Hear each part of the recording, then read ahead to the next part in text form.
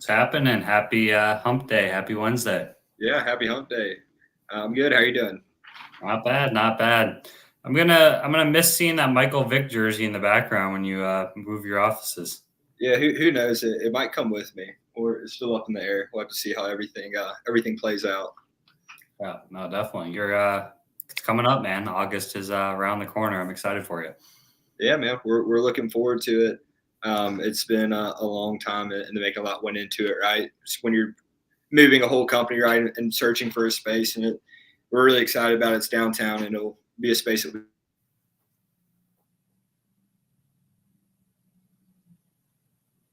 So you froze.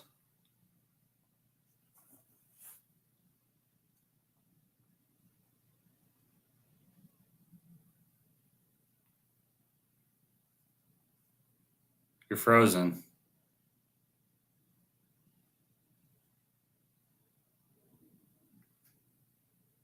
Okay, well, I hope it's not my end, but Will's frozen, so I guess I'm doing this solo for a second. And I can't bring in our guest because Will is the admin. But let's I guess I'll get our sponsors out of the way here.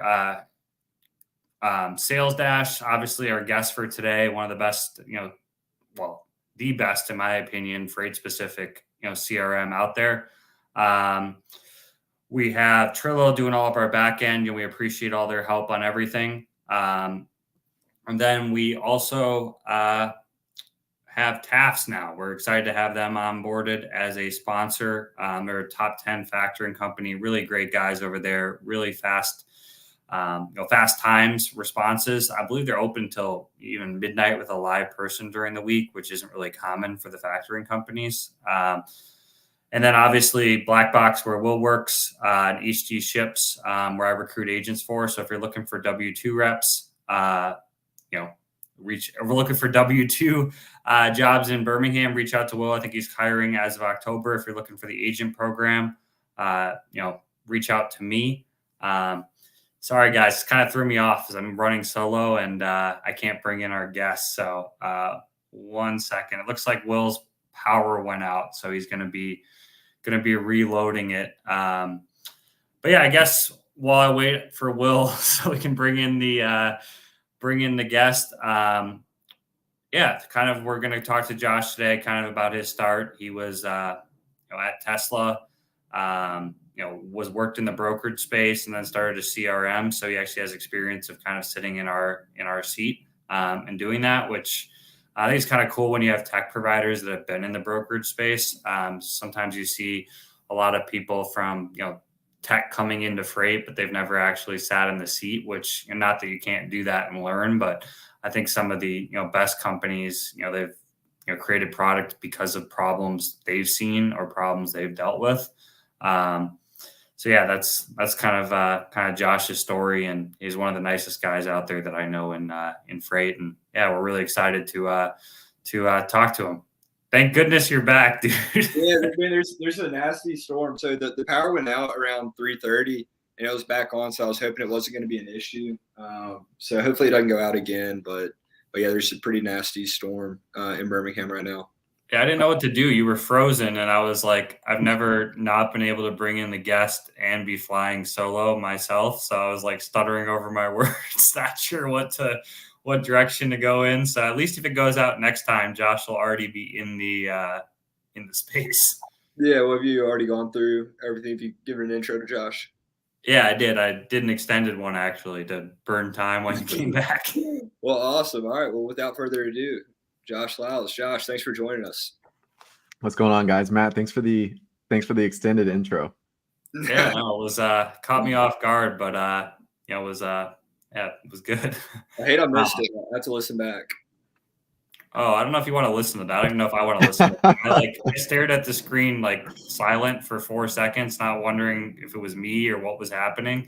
And then I was like, oh, I can't bring Josh in. What am I going to do? What am I about to have to say for the next 15 minutes? Yeah. Sorry about that. But I don't know how much you went into Josh's background, right? But Josh, why don't you tell us a little bit about yourself and kind of how you got to where you are? I know that you've got a brokerage background, right? And then founded Salesdash we kind of like to ask everybody how they got involved in freight, right? Because nobody wakes up as a kid, go to school and say, hey, yeah, man, I want to be involved in logistics when I grow up. We'll be a baseball player or something. So tell us a little bit about that. Yeah, it's normally not the story that you hear the kids say of what they want to be when they grow up. So, but yeah, so I'm Josh Lyles. I'm the founder for Salesdash CRM. We're a CRM for freight and freight sales teams. I am originally from Atlanta, the Marietta, Georgia area. Got my start in sales selling shoes at New Balance for like a little small retail store for New Balance, which is a good experience. It's like more white glove shoe selling, I would say. And then got recruited to work at Tesla from LinkedIn. Actually, that's the reason why I think I like always love to stay active on LinkedIn, but started off as a sales advisor for them and then worked my way into management. So I hopped around their 2 locations at that time. They only had 2 in Georgia. Both were in Atlanta. Hopped around, sold at both, managed both. And then they moved me up to Nashville to oversee that market and that store, which was the only one at Tennessee in Tennessee at the time. So it's cool because we got to cover a really large ground, touching multiple states as well. And I got into freight after Tesla, after 3 years at Tesla in their earlier days. My first 2 friends that I had met in Nashville, we were just friends for some time. And when I made the decision that I wanted to leave, I let them know that I didn't really care about what industry I was going to be in. I didn't honestly even care about staying in Nashville. It was just I wanted to find something more interesting for me to go after and to keep expanding my skill set. So they were working at a brokerage that was owned by Keep Truckin'. So it was a pretty interesting dynamic because I think their unique selling point was that they are owned by an ELD company that had over, at that time, it was like 250,000 trucks in their network. So I actually got onboarded as a sales manager, and I oversaw 6 account executives, 6 account managers, and then 1 SDR that we were piloting. So very shipper sales focused. And I was also the head of sales, head of operations at another brokerage silo. They're a more open deck focused brokerage out of Nashville, and really with Salesdash. So, I eventually wanted to start my own business. As weird as it is, CRM, there was a point in time at Tesla that I was a little bit more challenged, and I got really kind of organized, disciplined within my CRM. And I just say it like enhanced my sales abilities as a sales advisor there. And then that's what helped me get into management at a younger age too, at Tesla, and do pretty well. I was ranked, or at one point was ranked in the top 10 nationally in sales. Did pretty well in management, just in regards to the store that I had taken over. They were bottom 2 in their region. I want to say every quarter, I believe we were top 2 when I moved up here. And I just don't attribute it to any special sauce. I really boil it down to fundamentals when it comes to sales. I think that's always the case when it comes to building relationships and how you service customers. And so when I got into freight, it was a lot of the same stuff. I felt that it helped me learn faster, what it took to actually close shippers. I had hit the phones, ran my own pipeline, closed my own because I was building my team of 12 from scratch. And it was just, kind of learning by doing and just kind of just jumping in the seat and stuff. So with the CRM, not to get too long winded here, just one of those things where like, look, man, salespeople don't like CRMs that much. Managers struggle with it too. You typically have to hire somebody to go build it out for you, customize it. They're definitely not built for how the dynamic of, let's just say shipper selling is. There's 2 customers in freight. So there's a shipper and a carrier. And they're just not simple. And they don't really cater to that sales process. So that's what we've seen as the opportunity. We've been freight focused and basically rebranded ourselves as a freight only CRM last year. And so far in my journey, that's been the best decision that I've been able to make so far. So hopefully there's more along the way. Yeah. And so for anybody listening or tuned in, Blackbox is actually currently in the transition to move over to Salesdash. And it's yes, man, there's all kinds of CRMs and software out there, right? But it's the only one that I've been exposed to that is freight specific, right? So it's already built out. We'd used Salesforce in the past and we kind of had to do some things, but still kind of clunky, right? But you go into Salesdash, it's already all there for you, all the templates and everything. So man, we're pumped about it. I think it's an awesome product. And yeah, I think that your experience at the brokerages did kind of make you uniquely fit to create a freight specific software as opposed to, I don't know, man, with a lot of the tech out there, it's tech people trying to get involved in freight before having any experience with freight. And then it's just kind of, it doesn't really click. Right. So yeah, no, that's very cool. Yeah, I was going to bring that up too. I mean, I was talking about that kind of just on the whim when your power went out, Will, but I think Without that's going to give you a unique advantage, having sat in the seat. I mean, when you're talking to these companies and brokerages, I'm sure some of them can be a little, not there's anything wrong with coming into freight tech without any freight experience, but I imagine that makes it a little easier to build rapport and understanding, whereas none of these owners they can't come to you and say, well, you've never done this job, you don't know what we're going through, you don't know this CRM thing. Correct. I mean, has that helped you a lot, in that sense? Yeah, 1000%. And also from, I would say, 2 seats from actually, again, when I first joined, like first got into it and actually selling, but also from the management seat, like both of those positions are really important, right? Because I, at the end of the day, managers are the ones that make the decisions to onboard tech and software, but they're looking for reporting, they're looking for analytics, right? They're looking for visibility. But the salespeople, like I always said this even from the onset of starting Salesdash, if the salespeople aren't using the CRM, it doesn't matter what system you use, how much money you paid for it, and all those things, right? Like you're gonna get bad data if you're a manager, if your team's not using it correctly, and if you're not aligned with processes and everything internally. So I think from at my core, just being a salesperson more so than anything, but also just having management experience within brokerage at Tesla, selling shoes. And then I mean, even at this point now, like I use Salesdash to manage my customers, man. Like I don't just to say this just to say this. Like I can't live without it. Like with all the conversations that I have, and it's important for me to really learn about the brokerages that I talk to. Are they split model? Are they cradle to grave? Like what does their tech stack look like? I need to understand those things. And if I don't document that stuff, I'm going to ask them the same questions, and then that's a frustrating buying experience for them. So that's also a fun part of it, is actually using your tool, for the people that are actually evaluating and checking it out. It's kind of interesting because I've seen you lately post a couple times on LinkedIn. You've been doing a lot of traveling, kind of visiting. Mm-hmm. Does that kind of goes with what you're saying? Kind of get a in-depth understanding of their operations and kind of what they're doing on a day-to-day basis. Seems like you've been doing a fair amount of traveling to start the year. Yeah, it's fun. And like I've already talked to Will about it, man. There's a barbecue spot in Birmingham that I love, that I've been to Birmingham 2 or 3 times and saw his barbecue. So I was like, all right, Yeah. I'll come down. Birmingham's not too far of a drive from Nashville. So I plan to do that, to check out the new office and, just be able to meet face to face and shake hands. But love going to the conferences. I mean, that piece is important because I think that's where you can develop the relationships. I look at all the customers, clients that I have as, partnerships. And so the feedback that they give us, the questions that they have, as helpful as we can be in the setup of it. To me, like that's how I look to partner with the customers that I work with. So that part's fun, man. It's been a big goal of mine too, to start hitting the road a little bit more in visiting. And so as we start to get more customers within specific areas, those will be the areas that'll be easier to go visit. And then obviously anything that's closer to Nashville, that's not too far of a drive, I'm always willing to do that. Are you prospecting any brokerages in Alaska right now, or none in Alaska, man? Are there any brokerages in Alaska? I mean, I guess so, man. If you think about it, especially agents, Matt, you could probably recruit some Alaskan agents. Yeah, there you go. Man, Just be the Alaskan freight broker agent, Matt. yeah, man. I mean, why not? Because I mean, people. I know guys that have moved to different countries to be freight agents and worked U.S. freight from all kinds of crazy spots. So there could be a brokerage there. I mean, there could be a decent size. I mean, do you kind of target brokerages kind of near your space, or I mean, are you prospecting heavily out in Washington too, or areas that might be further travel?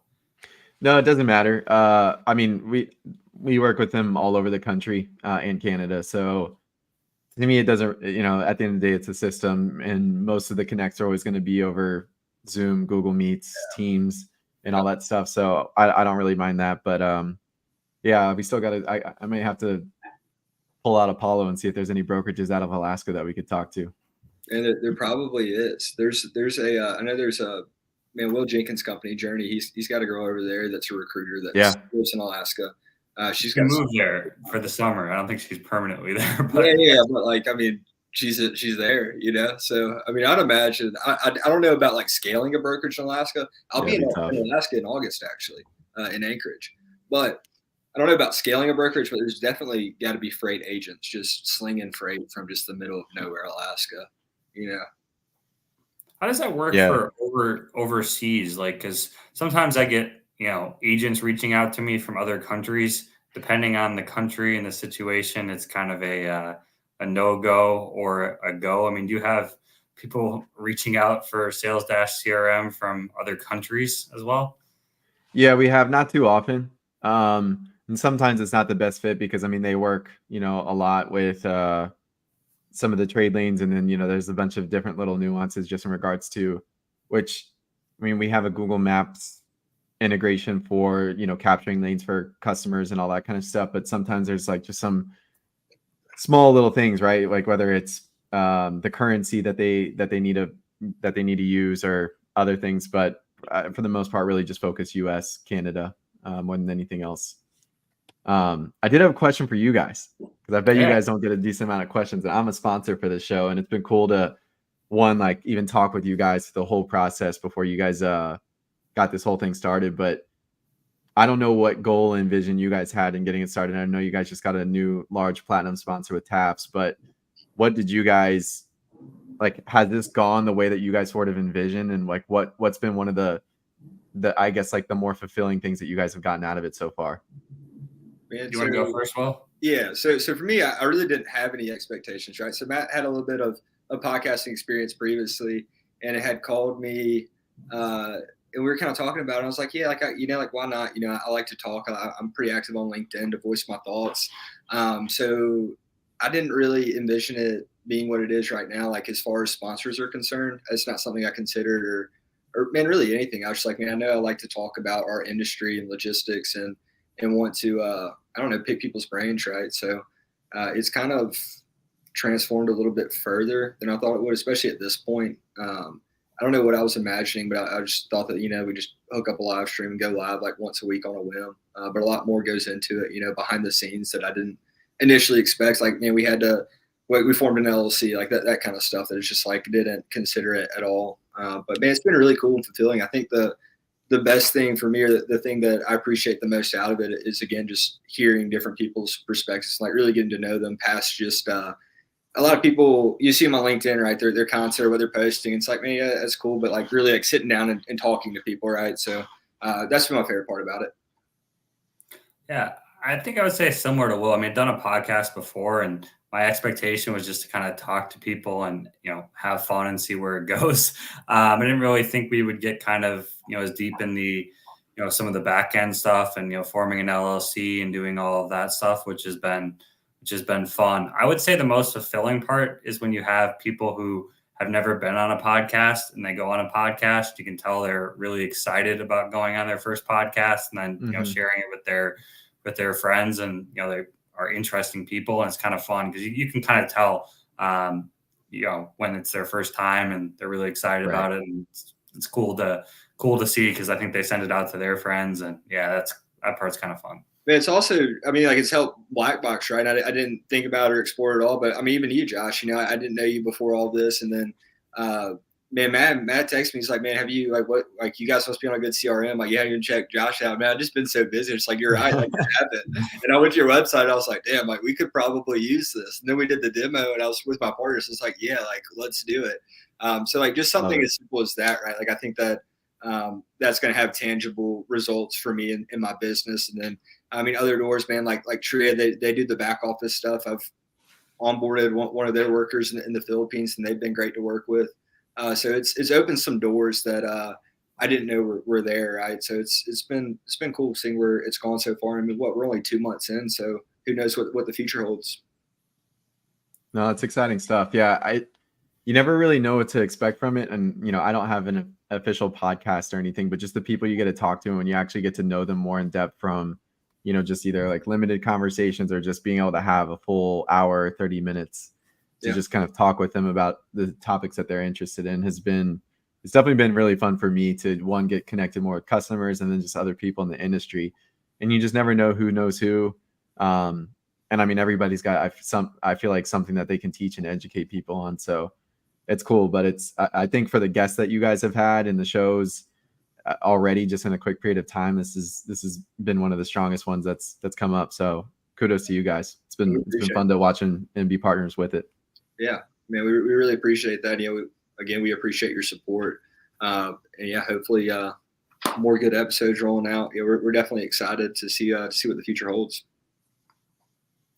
How much of your business, because you're pretty out there, Josh, in a good way. I mean, you have your own content, you come on podcasts, you're very well connected. And kind of how Will was talking, kind of how indirectly you came to Black Box. I mean, how often does that happen for you where, somebody, or, I kind of think of how, we first connected, and I honestly thought you were trying to sell me a CRM on that call. But well, before we got on the call, but I mean, I think that's probably helped your, business, I'd imagine, a lot. How much of your business is coming through referrals or, people that you're connected with in different parts of the industry? I'm just kind of curious how much of your business is, come from that kind of stuff. Yeah, it's a good question. So I think last year I tried a bunch of different things, and then this year, like, one of my themes has been just removing stuff and increasing my focus in a lot of different areas. And LinkedIn's one, YouTube is one, and honestly, cold calling. Like, I'm a big believer in it, man. I think it's challenging, but I think it's one of the fastest ways. It doesn't really matter what industry you're in to build pipeline. And so those are kind of the three main areas that I would say that I focus. But like, Matt, when I reached out to you, like, when I normally am reaching out to talk to people, I'm not trying to come off as, oh, I'm trying to sell you like right then and there in the moment to use a CRM. I'm like very, very aware that people aren't going to just move their CRM tomorrow.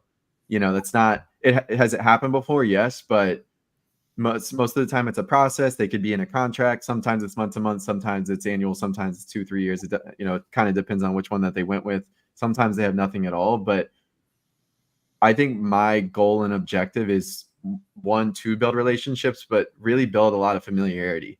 So for me, I want, when CRM comes up in conversation and freight, a lot of like what I do with content and all those things is really just like, hey, if CRM comes up, people think of Josh or people think of Salesdash. Like, that's really one of my biggest objectives, and just simplifying my whole approach. And then when it does come to content, I'm not a sales manager anymore, but I think like sales is just one of the most truthfully like powerful jobs that's out there.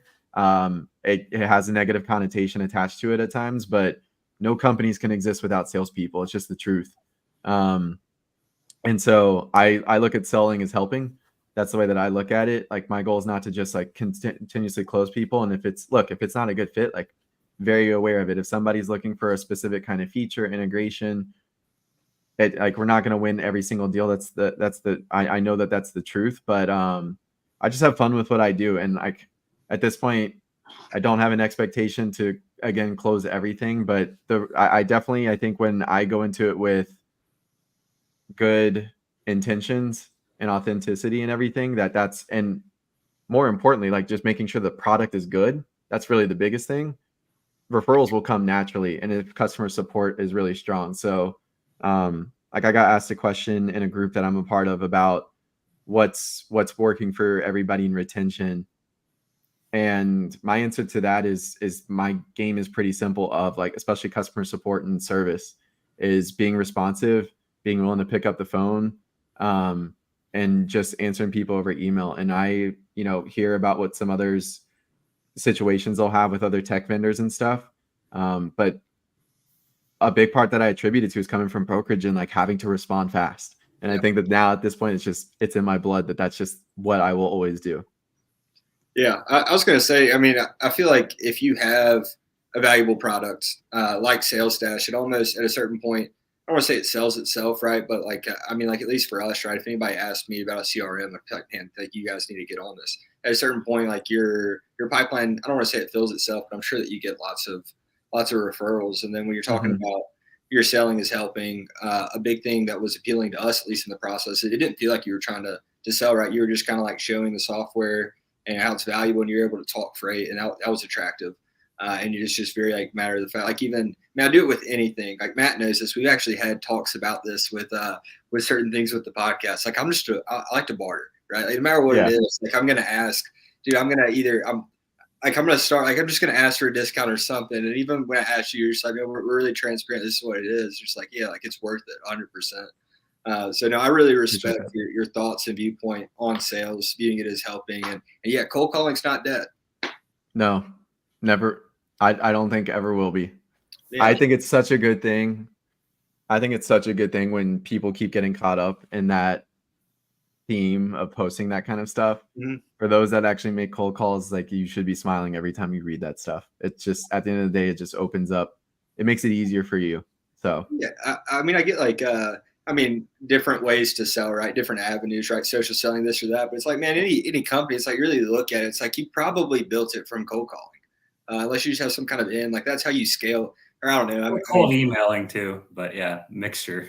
wait, yeah, Said cold email, cold email. I mean, I know some people, cold calling is never going to be dead. I agree, but there's some people that crush cold email too. Videos. I mean, there's mhm. so many crazy ways now in 2024. It's or wild. just outreach in general, right? Cold calling, cold emailing, outreach. But yeah, no, you see the sales, a lot of, I don't want to say sales screws, but you do see like cold calling's dead. It's like, it's not dead.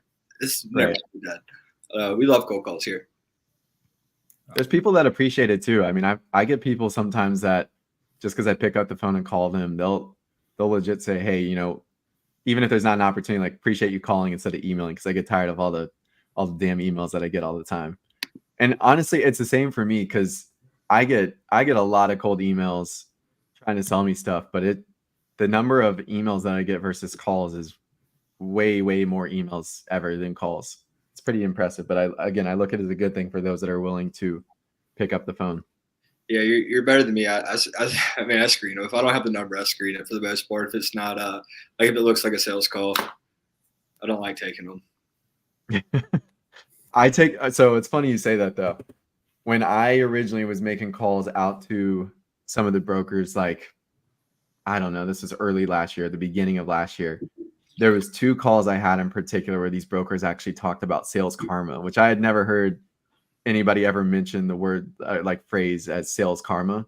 Uh-huh. And they're basically just like, look, man, like I'm willing to help you out. I'm a sales guy. I do what you do. So, if I help you out here, maybe I'm gonna get some good juju and everything will be okay. So it's funny that that's actually stuck with me. So when people call me, like I know really quickly if it's something that I may be somewhat interested in. But if it's like today I got one about student loans and it's like I don't have student loans, so you got the wrong guy. Yeah. But I'll always, at least now at this point, because the sales karma is stuck in my head, I'll at least hear them out and just wish them luck. So Have you ever got a call for a vacation? for a vacation? No. Like to where? Did you get one? Yeah, damn. Tell them to call me. I'm surprised you guys never got those. That was one of my first sales jobs, just calling people up and you'd offer them a very cheap vacation and they had to go through a timeshare presentation. I'm surprised you guys have never gotten that. Yeah. So you came from selling. So you were cold calling timeshares. I'm sure that freight came easily to you if you were doing that.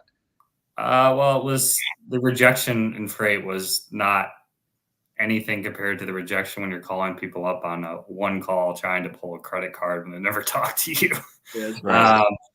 But in that sense, it helped. But I mean, you have to kind of, I think, adjust because I mean, cold calling, one call aggressive closes, you do that in, to shippers or to brokers or, it's not going to work very well. There's a lot of feel with it. But I don't know, like Jeff said, the fundamentals are there, but I think if it's done the right way, right? Or then even people get into like the nuances of classifying it as like, is it cold? Is it warm? Is it hot? Like, it's just a call, man. Just a call. Just pick up the phone. Like, what are we talking about? Just call them. How have you ever had any, interesting experiences from a cold call or any fun stories that have came about it? I mean, how do you get through, people talk about getting through the gatekeepers for shippers or whether you call, the cell phone or just email them directly. It's debated on LinkedIn, I feel, every week. How about when you're contacting brokers? Like, do you go to Zoom Info and like, hey, I'm going to find the actual decision maker, or you call the main line and try to get through whoever answers the phone or skip over? What's kind of I don't ask, tech providers, tech companies, often, but how do you go about it? Man, I would love to know what other tech companies do too, but I typically truthfully, I typically will just go like straight mobile if I can. There's definitely times where I've gone gatekeeper because I do like sometimes it can help if if it's just the wrong number from whatever lead gen tool that you use.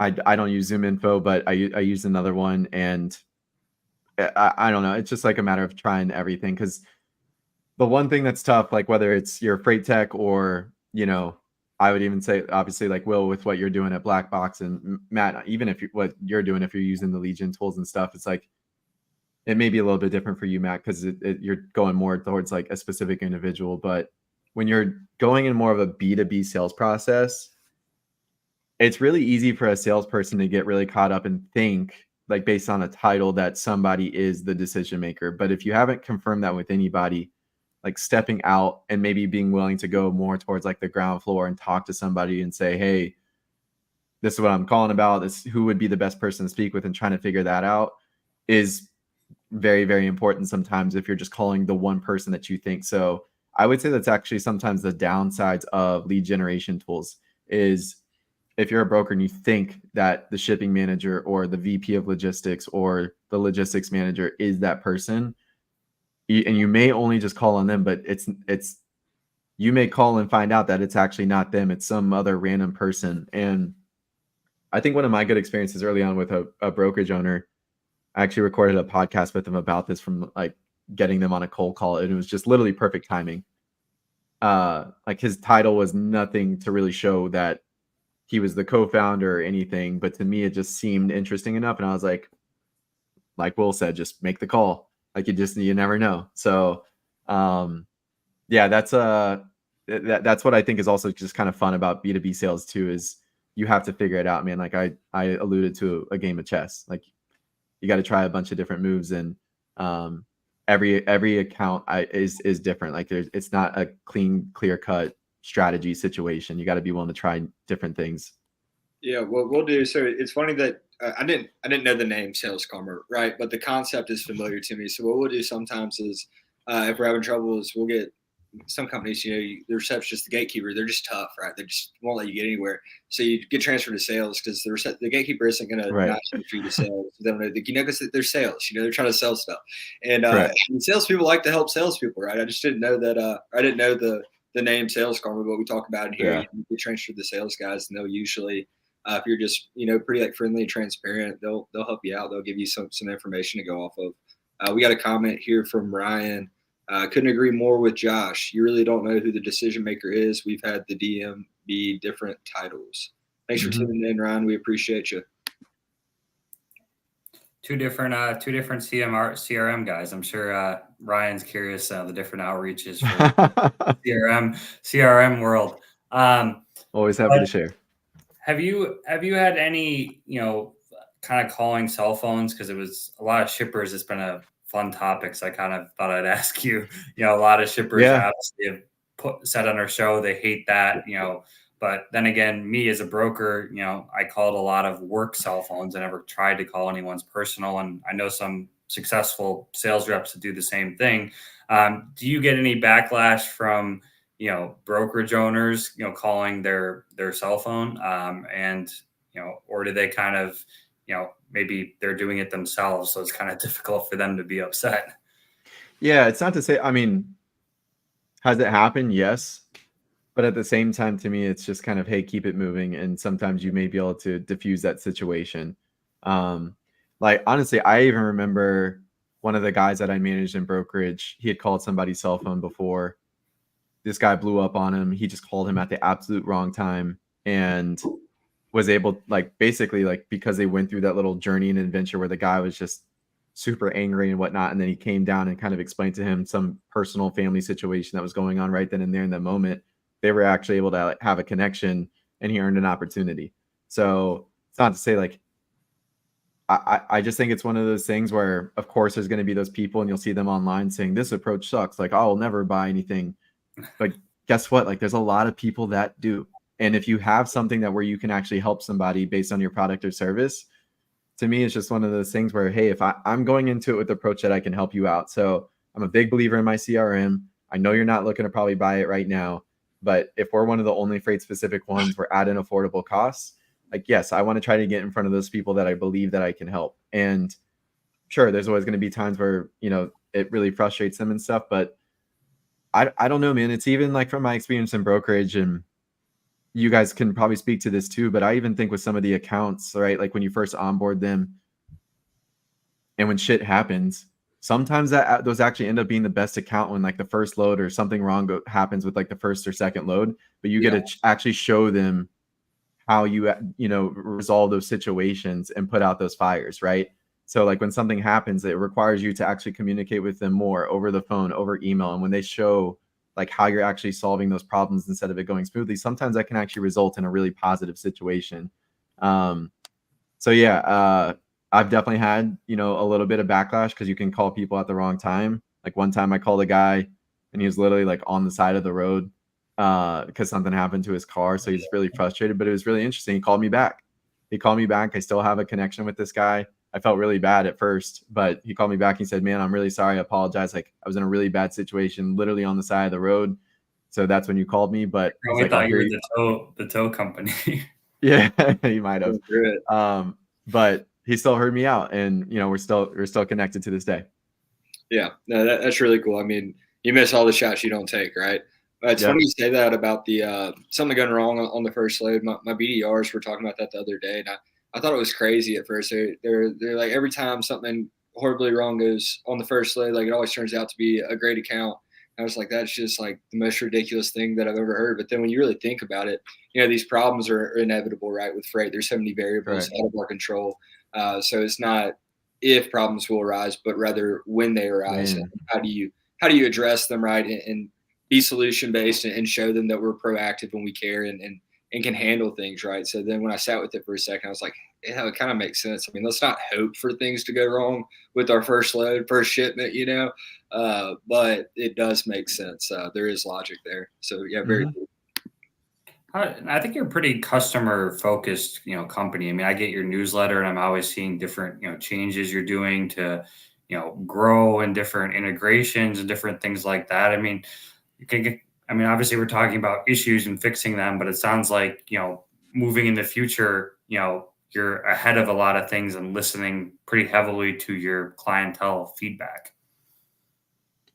Yeah, it's a big driver for us. When I think it's just like you have to listen and you have to document. And I'm so big on notes. Like I think it's one of my like if you had to say superpowers, like that's what it is for me, because I will forget what I may have spoken with somebody about. Like I want to know the details. I want to make sure that I'm asking the right questions. But that's what helps us innovate and make our product better. So we have a pretty decent amount of customers now at this point where when you start to get feedback and stuff, or you ask the right questions, you start to hear a lot of the same feedback. And for us, that's where we know where to go build.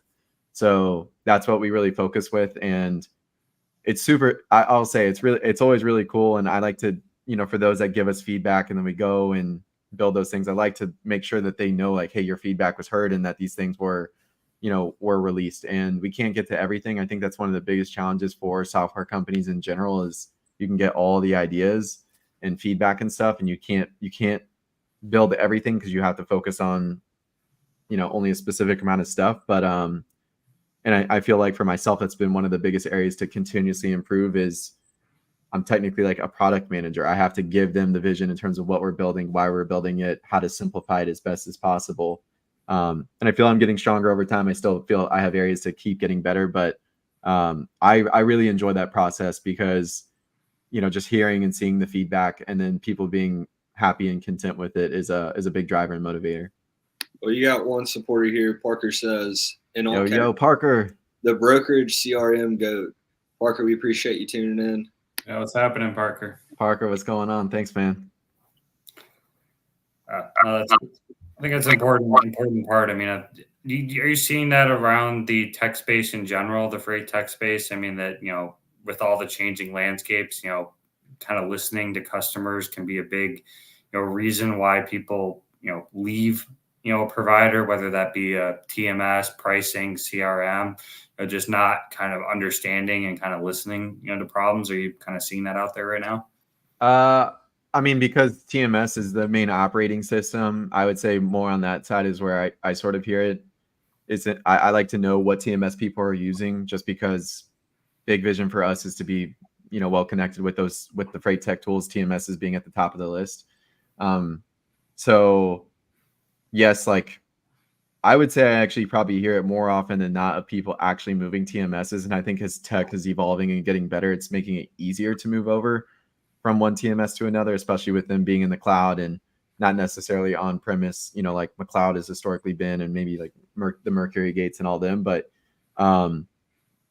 yeah, I would say like sometimes, yeah, when you have good rapport and a good relationship with your customers, they'll be very candid about some of the other situations that they're having. And like one example is one of them told me, hey, they submitted a ticket, which everybody doesn't like the ticketing systems for support. It gets frustrating for them, but they're like, we submitted a ticket, for an issue that we had and didn't hear about anything for 3 weeks. And I don't know, man. Like I haven't been on the TMS side. I can't really speak to it. But to me, okay, if that's your main operating system, like you need that thing to be up. There's just zero excuse for that. That's a long time to not be yeah responding. Or say I mean we experienced that. We're actually there's some changes going on with us with some TMSs. So Black Box is not intricate, but we've got the agencies and everything. But that's in some other tech stuff. Man, that's a huge issue. It seems, man, it might be a badass product. It's awesome, right? It can do everything, but the issue is, man, I don't know how to do everything with it. I might need some help, right? And your salespeople are great, and your product's great, but your support people are awful. They're incompetent, and I can't I don't know how to navigate it. And then it's like you sold me this product, or man, like we want a simple change, right? And then you're going to charge me a crazy amount to make the change, and then you're going to go roll it out and offer it to sell it to other people. It's crazy, man. The TMS space really and truly is, man, there's so many of them, right? And there's some really cool products out there, but that's my biggest complaint in that space is really, and just tech in general, man. A lot of the other tools that we use is the support. The products are, man, a lot of the best products are in the sales field, man, they're killers, but the support team is just like, who are these people? Yeah. Like, do you even know? Like, you don't even know your product. It's crazy. Are you looking for a new TMS? Well, man, I don't want to speak too much into it, but just again with like the agencies and everything, there's some moving parts going on, and then man, I mean, wrong. I love tech. I hear anybody out. Right? I gave you one recommendation. It was pretty good for Josh. I got another recommendation on that side. I'll tell you after. Yeah, well, it might be a little too late for the recommendation. All right, for next time. Also, man, that's just such a massive undertaking. So, like, even like Josh alluded to earlier with the CRM, right? It is like, so I would imagine his issues like call a broker general or somebody like, hey, swap your CRM tomorrow. It's like, man, that's like, just thinking about it makes me anxious. Like, that's so much data. Like, it's a whole thing, man. And a TMS, right. Like, it's really, it's a massive undertaking. And so, like, even if you do have issues with whatever, man, imagine like I've got 45 people trained up on a TMS. So now, like, okay, if I want to change to this product, it's great, everything's smooth. Now I got to train 45 people on it. Man, it's like it's a lot, So like the CRM, Josh has made it super simple and easy for us. He's given us these templates, and we've gone over it with everybody, and that's a super easy transition. But when you get into an operating system, a TMS, the people that are operating out of every day, you can't just, man, it's not like you can't just come into the office and it's like 7:30, you're on a new system. It's a whole thing. So a lot of the TMSs in the contracts, it's just a whole thing. But nature of the beast, you got to have them to operate, and they're great tools. And there's a lot of cool ones out there. I heard a lot of companies out throughout I've dabbled in a bunch of them, and tech has come such a long way. Used to be kind of like, I don't want to say against tech, but we're a people-centric company out of Birmingham, Alabama, like very relationship-based. I'm always like, man, computers, like, it's just like, it's too much AI, all this stuff. But man, we're leveraging a lot of tools that I was ignorant to, so 18 months, 2 years ago. And there's some really cool stuff out there. But at the end of the day, I think that practicality, how easy is it to use, right? You can't, when you're trying to do it at scale with a lot of people, it needs to be pretty simple. And that's what Salesdash does. It's like, it has everything you need, and it's very intuitive, the graphics and everything. So again, another glowing recommendation for Salesdash and Josh. I appreciate it, man. I'm gonna have to clip some of this stuff. Yeah. Well, I do have a question, because this actually, this interests me, and I've been through this experience a little bit myself. But when you guys are in the recruiting and hiring process, you can't necessarily exactly prove this, but do you actually consider how tech savvy a sales or operations person is? Because I mean, like, a broker lives behind computer screens, right? So how well they can type, and how well like they can actually pick up software. Do you actually consider that? I haven't. We do. We didn't at first. Well, man, because we started the company out of my friend's living room. So like we started hiring just like my friend, like people we knew. It's like, man, I know he's like competent enough, but it got to a point where it did become an issue. We'd hire some people, and it's like, because man, you just or at least I just expected people to be capable of certain things, right? Like the ability to like just like type sentences that like make sense, or like write an email, or like log into things, like keep like. And it got to a point where it's like, yeah, this is an issue, you know. So like we started doing when we do interviews, we make them like send a practice email. We like give them like a layout, like instructions almost. We're like, hey, Oh, I like that. yeah, we're like hey, like imagine like this. How like, we go over the overview, like the job description, what they'd be doing, and we understand they don't have like a working knowledge of the industry, right? But it's like, hey, something pretty simple, like you need to send an email to this person, like describing this, and we want to see like how they're able to articulate certain things. Come across, or man, a lot of people they just like they don't know how to like work a computer, like send an email, and it's like, well, like I I don't know. really want to, you know, like I want to help you like with the freight stuff, but like I don't want to do a crash course in like grammar or like you know, how to like write sentences. You need to have like at a certain point, you know. So we do Well, factor it in. yeah, I mean, because it's not even just like writing an email, but think about operating a TMS and everything that you got to do with like Yeah. putting in shipment details, and then like, man, when it comes to rate cons and document handling and all that kind of stuff, I mean, yeah, you got to be able to move pretty fast. And then you have load boards, right? Like you got to move sometimes fast on those and using those. Yeah, I just it's kind of sometimes like when I'm on demos and stuff and I see that stuff, I'm like, there's got to be a point where, you know, hey, you being able to operate a computer is only going to help you become a better salesperson or operator. And just the fact that some people have gone so long, you know, not getting to that point, I always find it Yeah. interesting. Well, dude, so two things. One, it's like, yeah, with a lot of these TMSs, it's like I'm sitting there like looking, I'm like, man, this is like fantastic, you know, but it's like my people aren't going to be using it like this. You're like all these steps, like different tools, like, yeah, it can do everything that I want it to do, but like nobody in this office is going to know how to get there. And I don't like, I can't like, it's too much, you know, it needs to be practical. And then two, yeah, I mean, like we are mainly younger. So like most everybody is semi-tech savvy, but for example, my dad's at Black Box and he's not a computer guy. And I tried for the longest time to get this man like up on the TMS and like the spreadsheet, like everything is just like at a certain point I was like, oh, you're just gonna do sales. He's a great sales guy. I was like, man, every single load he moved, I'd be going back, cleaning it up. Like we can't invoice for it. Like POs are gone. Look through his email like 8 months ago. It's just, dude, it's just like a war zone. It made no sense. It was just finally just like, look, you're a people person, like you're just gonna do sales because like you can't operate the TMS. Yeah. So You guys see the flip side of that too.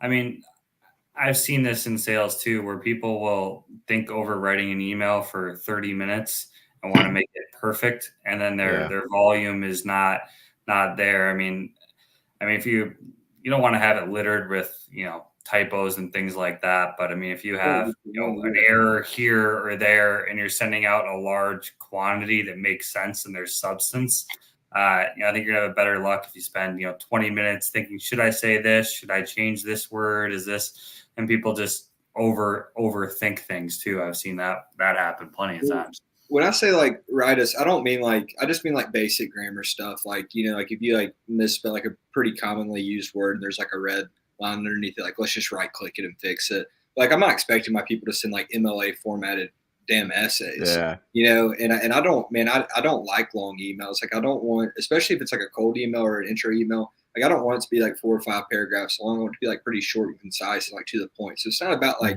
being a grammar god, but more so like, are you able to communicate? Like, can somebody like look at your email without it just like wanting to gouge their eyes out because it's just like formatted, just like why? It's almost like, man, you're spending like time to like format this in a weird way, you know? Like it's like, how did you get here? So then I'll let Josh answer that. Those are my thoughts on it.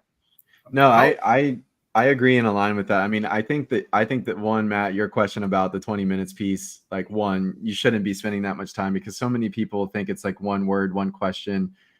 That makes a difference. And a lot of times it's just getting in front of the person. But I think two, simplifying it. Like if you simplify it, you should be able to fire off the email a lot sooner.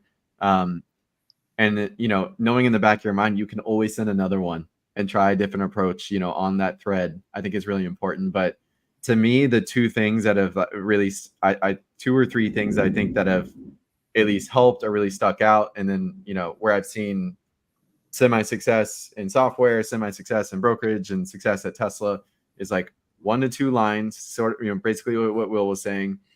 and then not using language that's I, me, my. So just like talking about myself and just keeping it really question focused and centered around them. So using more you and your language. And it's really, really tough for people to grasp that, but that's like a very simple thing that I've always found works because I'm just asking questions about you. It is not a pitch. It's more so to just try to discover something and try to, and, you know, pique interest or, you know, what some people call like poke the bear. But simplifying it, I think, is always more important because, again, like you can always send another one. Also, that unless they block you. We're talking about, you know, like keeping it focused on the prospect, right? With maybe with the question,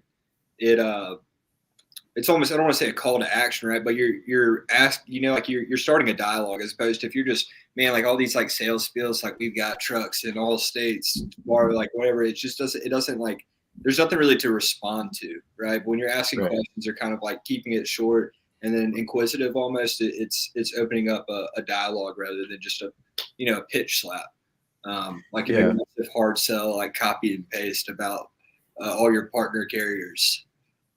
I heard this one, like in tune with that. I heard this like one rule one time that's always kind of stuck with me. But like I have an Apple Watch, and to me, I use the Apple Watch more than I think of it as the phone because the watch has a smaller interface.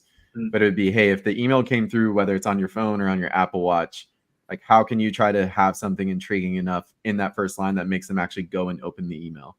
And I think that that's always a good thought process because if you think about your first line being saying, hey, my name is Will from Black Box Logistics and I ship flatbeds. Like somebody's going to see that pop up on their phone and then, you know, just be like, well, here's another sales email.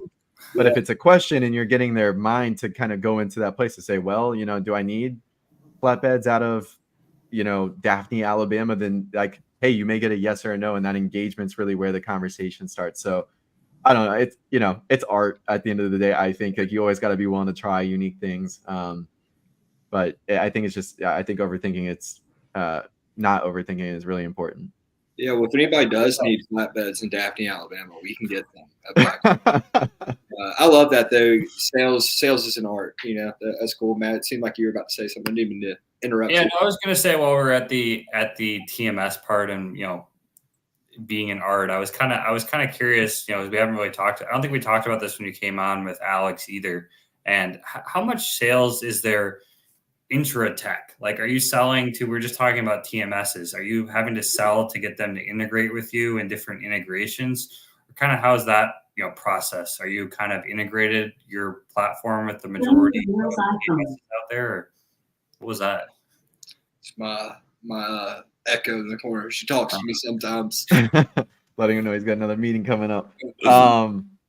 So question you're asking, Matt, is more so around like integration with other tech and how important is that in the sales process? Is that?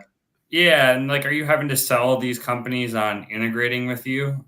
Is that like, you know, we're talking about selling to, you know, brokerages, but are you having to sell, you know, to other tech providers to help, you know, increase, you know, your product? That maybe it's a dumb question. I was just kind of always curious.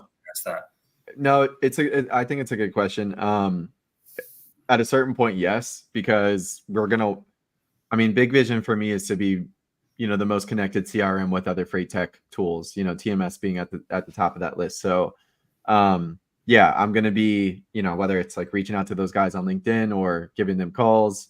I've met a lot of them at conferences, so there's already a lot of connections there. But to me, it's just about timing, and then really figuring out when would be adequate timing on their end. And it's also a partnership too, right? If you do an integration, so it has to make sense based on who they work with, who we work with, and all that stuff. Because some TMSs will focus on specific kind of companies. Some of them are more like shipper focused.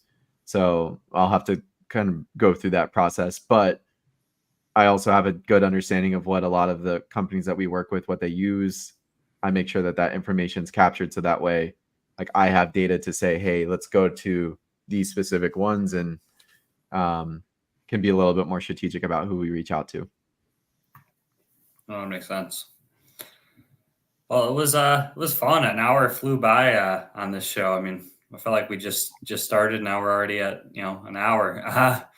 Was good having. I don't know if you have anything else, Will, but it was always fun talking to you, Josh. Yeah, no, I really enjoyed it. there were a few gems in there about sales that I really liked. Definitely clipped some stuff from this show. Yeah, no, I appreciate you guys having me on. It's fun to chat, and again, appreciate all the support and partnership, man. It's been good to be a sponsor for you guys, and excited to see how Two Dogs One Pod keeps growing. Yeah, you guys need to come down. Matt was going to come down when we get in the new office too. We need to coordinate, have you guys come down at the same time. We can do like an in-person episode. That would be cool. It's funny you say that, because when Josh brought that up earlier about coming to Birmingham, I was about to say the same thing. I was like, tell me when you're coming down and I'll target that same time. Yeah, man. Yeah, let's do that. Who knows with like renovations? It's like, man, that business is crazy to me, because they'll like bid out a job, right? And then they always go over budget and they're always late. And then they're always like, man, it's like they just, I don't know. Nobody ever shoots you straight. They're like, yeah, it's be like a couple weeks, like a couple weeks. So it's like, dude, like, I don't really care. Just like, let me know so I can plan. And then, man, like almost. Next thing you know, it'll be December. Well, dude, no, it's crazy, because like I don't know any other industry that you can like bid something out and then like, whoops, we're gonna go over X amount. Like, I'm gonna go bid out these loads to my customer, and then I'm like, oh hey, the truck costs like $2,000 more. I'm just gonna add it on the invoices. I can't do anything about it. We need the damn building. It's crazy. Right. Yeah, man, I've been saying it all day. Maybe I'm in the wrong business, man. I was gonna say that could be the next venture right there. Yeah, man, insurance too. Just been going through it with them too. Like they're just denial of the claims for no reason. Anyway, that's my afternoon rant for the day. Episode 12. It was a good one, Josh. Yeah, no, we greatly appreciate your time. We'll have to, we'll do it again. We'll set something up. You guys come down. We'll do an in-person show. It'd be good. Yeah, that'd be fun. Awesome. Well, I appreciate it, guys. Yeah, thanks. Good to see you guys. All right, thanks, guys.